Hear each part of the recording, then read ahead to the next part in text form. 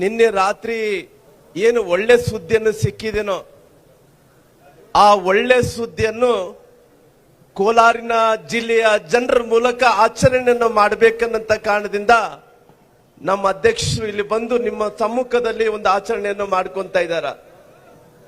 ನನ್ನ ಆರೋಗ್ಯ ಸರಿ ಇಲ್ಲ, ನಾನು ಹೋಗಬೇಕಾಯಿತು. ಆದರೆ ಕೂಡ ಬಹುಶಃ ನಮ್ಮೆಲ್ಲರ ಪ್ರಧಾನಮಂತ್ರಿಗಳಂತ ನರೇಂದ್ರ ಮೋದಿಜಿಯವರು ಒಂದೇ ಒಂದು ಆಸೆ, ಅದು ಭಾರತ ಗೆಲ್ಲಬೇಕು, ಭಾರತ ಗೆಲ್ಲಬೇಕು.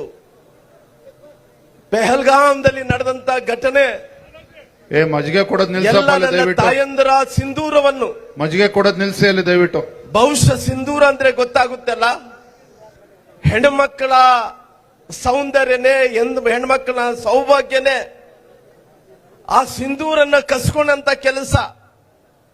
ಕೆಲವು ಮಂದಿ ಉಗ್ರಗಾಮಿಗಳು ಏನು ಮಾಡಿದ್ರು, ಆ ಉಗ್ರಗಾಮಿಗಳಿಗೆ ತಕ್ಕ ಪಾಠವನ್ನು ಕಲಿಸಬೇಕು ಅನ್ನಂತ ಕಾರಣದಿಂದ ಪ್ರಧಾನಮಂತ್ರಿಗಳಂತ ನರೇಂದ್ರ ಮೋದಿಜಿಯವರು, ಗೃಹ ಮಂತ್ರಿಗಳು, ರಕ್ಷಣಾ ಮಂತ್ರಿಗಳು ಅನೇಕ ಸಭೆಗಳನ್ನು ಮಾಡಿ ಮಾಡಿ ಮಾಡಿ ಮಾಡಿ ನಿನ್ನೆ ಒಂದು ರಾತ್ರಿ ಒಂದು ತೀರ್ಮಾನಕ್ಕೆ ಬಂದ್ರು.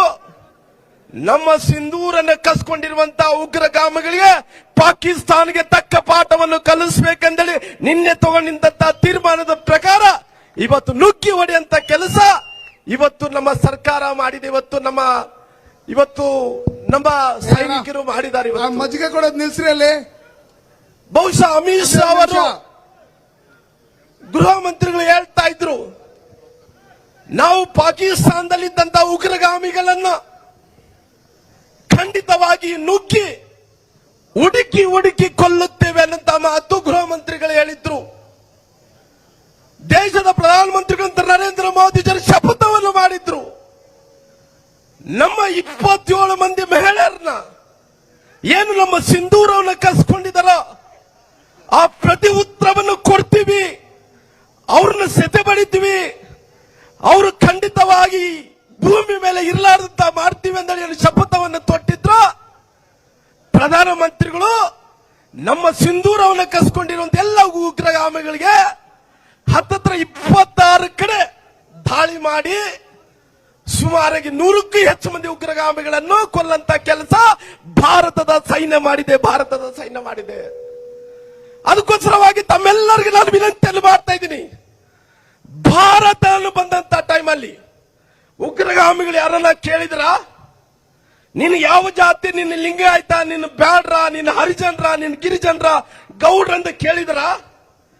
ಕೇಳಿದ್ದು ಒಂದೇ ಒಂದು, ನಿನ್ನ ಹಿಂದೂ ಮುಸಲ್ಮಾನರು ಅಂತ ಕೇಳಿದ್ರು. ಒಂದು ಹಿಂದೂ ಮುಸಲ್ಮಾನರು ಅಂತ ಕೇಳಿದ್ರು. ಹಿಂದೂ ಆದ್ರೆ ಕೊಲ್ಲಿದ್ರು, ಮುಸಲ್ಮಾನರಂದ್ರೆ ಬಿಟ್ಕೊಟ್ಟು. ಹಿಂದೂ ಅಂದ್ರೆ ಕಲಾಂ ಓದ್ರಿ ಅಂತ ಹೇಳಿದ್ರು. ಕಲಾಂ ಓದಕ್ಕೆ ಬರ್ಲಕ್ಕಾಗಲ್ಲ ಅಂದ್ರೆ ಅವನ ಕೊಲ್ಲಾಕಂತ ಕೆಲಸ ಮಾಡಿದ್ರು. ಪಾಕಿಸ್ತಾನ ಇವತ್ತು ಎಷ್ಟು ಸಣ್ಣ ರಾಷ್ಟ್ರ, ಇವತ್ತು ಸಣ್ಣ ದೇಶ. ಅದು ಆ ಸಣ್ಣ ದೇಶದ ಮೇಲೆ ಸುಮಾರಾಗಿ 1971ರಲ್ಲಿ ಭಾರತ ಗೆದ್ದಿದೆ, ಭಾರತ ಗೆದ್ದಿದೆ.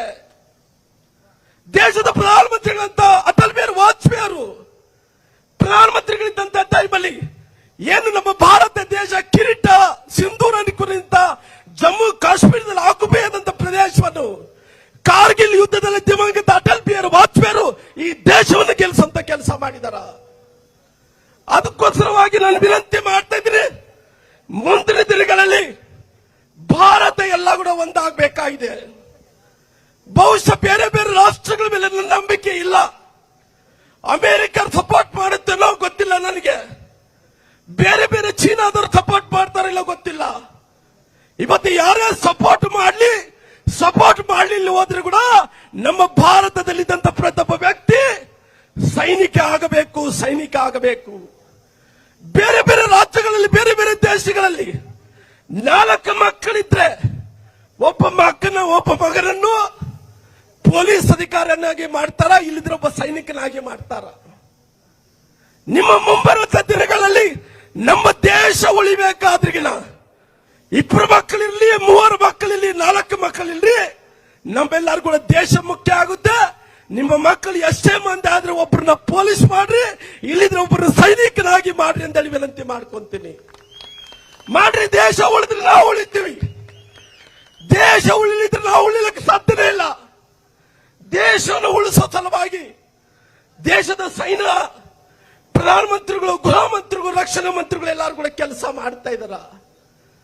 ಅದಕ್ಕೋಸ್ಕರವಾಗಿ ಮುಂಬರುವಂತ ದಿನಗಳಲ್ಲಿ ಇವತ್ತು ನಮ್ಮ ಕರ್ನಾಟಕದಲ್ಲಿ ಕೂಡ ಇಲ್ಲಿ ಕೂಡ ಸೈರನ್ ಆಗಬಹುದು ಅನ್ನಂತ ಸೂಕ್ಷ್ಮತೆಯನ್ನು ನಮಗೆ ಕೊಟ್ಟಾರ. ನಮ್ಮ ಬೆಂಗಳೂರು ಭಾಗದಲ್ಲಿ ಸುಮಾರು ಕರ್ನಾಟಕದಲ್ಲಿ ಹತ್ತತ್ರ 32 ಕಡೆ ಸೈರನ್ ಆಗಬಹುದು ಅಂತೇಳಿ ನಮಗೆ ಗೊತ್ತಿಲ್ಲ ನಾಳೆ ಏನಾಗುತ್ತೆ ಅಂತೇಳಿ. ನಿನ್ನೆ ರಾತ್ರಿ ಅಂತ ನಮ್ಮ ಸೈನ್ಯ ಪಡೆಯಲ್ಲ ನುಗ್ಗಿ ಪಾಕಿಸ್ತಾನದಲ್ಲಿ ಸುಮಾರಾಗಿ ಹತ್ತತ್ರ 26 ಕಡೆ ದಾಳಿ ಮಾಡಿ ಸುಮಾರಾಗಿ 100ಕ್ಕೂ ಹೆಚ್ಚು ಮಂದಿ ಉಗ್ರನ್ನ ಕೊಲ್ಯಾರ. ಅವರು ದುಶ್ಮನಿದಾರ, ಅವರು ಶತ್ರುಗಳಿದಾರ, ಅವರು ಯಾವ ಟೈಮಲ್ಲಿ ಏನ್ ಬೇಕಾದ್ರೂ ಕೂಡ ಮಾಡಬಹುದು. ಅದಕ್ಕೋಸ್ಕರವಾಗಿ ತಾವು ತಯಾರಾಗಿರ್ಬೇಕು, ಹೇಳ್ತಾ ಇದ್ರು ತಯಾರಾಗಿರ್ಬೇಕು. ಆಕಸ್ಮಿಕವಾಗಿ ಕೋಲಾರ ಜಿಲ್ಲೆಯಲ್ಲಿ ಕೂಡ ಏನೆಲ್ಲ ಪಾಕಿಸ್ತಾನದಿಂದ ದಾಳಿ ಆದ್ರೆ, ನಮ್ಮ ಕರ್ನಾಟಕದಲ್ಲಿ 30 ಜಿಲ್ಲೆಗಳಲ್ಲಿ ದಾಳಿ ಆದ್ರೂ ಕೂಡ ನೀವೆಲ್ಲರೂ ಕೂಡ ಸಿದ್ಧರಾಗಬೇಕು. ಸೈನಿಕರು ಯಾವ ರೀತಿಯಲ್ಲಿ ಇರ್ತಾರೋ ಆ ರೀತಿಯಲ್ಲಿ ನಮ್ಮೆಲ್ಲ ಜನಾಂಗದವರು ಸಿದ್ಧ ಆಗಬೇಕು ಅಂತ ಹೇಳಿ ವಿನಂತಿ ಮಾಡ್ಕೊಂತೀನಿ. ದೇಶಕ್ಕಿಂತ ಯಾವುದು ದೊಡ್ಡದಿಲ್ಲ. ಇವತ್ತು ವ್ಯಕ್ತಿ ಮುಖ್ಯ ಅಲ್ಲ, ಪಕ್ಷ ಮುಖ್ಯ ಅಲ್ಲ, ನಮ್ಮೆಲ್ಲರಿಗೆ ಮುಖ್ಯ ದೇಶ ದೇಶ ದೇಶ ಅನ್ನೋದು ಅರ್ಥ ಮಾಡ್ಕೋಬೇಕು. ದೇಶ ಉಳಿದ್ರೆ ನಾವೆಲ್ಲರೂ ಕೂಡ ಉಳಿತೀವಿ. ಅದಕ್ಕೋಸ್ಕರ ಪ್ರಧಾನಮಂತ್ರಿಗಳು ಏನೇನ್ ನಿರ್ಧಾರವನ್ನು ತಗೊಂಡ್ರೆ ಕೂಡ ನೀವೆಲ್ಲರೂ ಕೂಡ ಕೈ ಎತ್ತಿ ಹೇಳಬೇಕು. ಪ್ರಧಾನಮಂತ್ರಿಗಳು ಏನೇನ್ ನಿರ್ಧಾರ ತಗೊಂಡ್ರೆ ಕೂಡ ಪ್ರಧಾನಮಂತ್ರಿಗಳ ಜೊತೆಲಿ ನಾವು ನಿಲ್ತೀರ ಅನ್ನೋರು ಎಲ್ಲರಿಗೂ ಕೈ ಎತ್ತಿ ಹೇಳ್ರಿ. ಬೋಲೋ ಭಾರತ್ ಮಾತಾ ಕಿ, ಬೋಲೋ ಭಾರತ್ ಮಾತಾ ಕಿ. ನರೇಂದ್ರ ಮೋದಿಜಿಯವರಿಗೆ, ನಮ್ಮ ವಿಜಯೇಂದ್ರ ಅವರಿಗೆ ಧನ್ಯವಾದ.